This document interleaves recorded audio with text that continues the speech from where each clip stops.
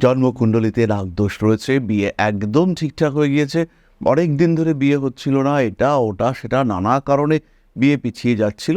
অবশেষে বিয়ে সংক্রান্ত একটা সিদ্ধান্ত হয়েছে, বিয়ের দিনক্ষণ ফাইনাল হয়েছে, কার্ড ছাপানো, ডিস্ট্রিবিউশন রেডি, কয়েকদিনের মধ্যেই বিয়ে। এমন সময় এমন একটা দুর্ভাগ্যজনিত ঘটনা ঘটল যে সেই বিয়ে পিছিয়ে গেল। কারণ হতে পারে এই নাগদোষ। নাগদোষ মানে যে আপনার পুত্র বা পরবর্তী প্রজন্মের উপরে তার প্রভাব বিস্তার করবে তা কিন্তু নয়। এই জন্মেও আপনি এর পূর্ণ প্রভাব পেতে পারেন। আবার এই জন্মে আপনার দ্বারা সৃষ্ট নাগযোগের প্রভাব সেটা কিন্তু আপনার পরের প্রজন্মকে ভুগতে হতে পারে। আবার সবসময় যে সর্পকে আঘাত করলেই নাগদোষ সৃষ্টি হবে তা কিন্তু নয়। সর্পকে আঘাত ছাড়াও, সর্পের ক্ষতি করা ছাড়াও সৃষ্টি হতে পারে নাগদোষ। সন্তানের সঙ্গে দুর্ব্যবহার, সন্তানের প্রতি বিরূপ ব্যবহার, সন্তানের প্রতি ভালোবাসা বর্জন করে পরস্ত্রীতে আগ্রহ পোষণ, এটাও কিন্তু সর্পসাপ যোগের কারণ হয়ে উঠতে পারে। পৌরাণিক যুগ থেকে বহু কাহিনী আমরা এই সর্পসাপ যোগ সম্পর্কে শুনে আসছি।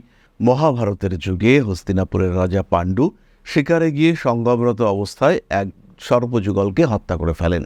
অনিচ্ছাকৃত অবস্থাতেই তিনি এই সর্পযুগলকে হত্যা করে ফেলেন এবং তার ফলে তাকে এই সর্পসাপের শিকার হতে হয় এবং তিনি যখন রানী মাদ্রীর সঙ্গে সঙ্গমরত অবস্থায় থাকেন সেই অবস্থাতেই তার মৃত্যু হয়।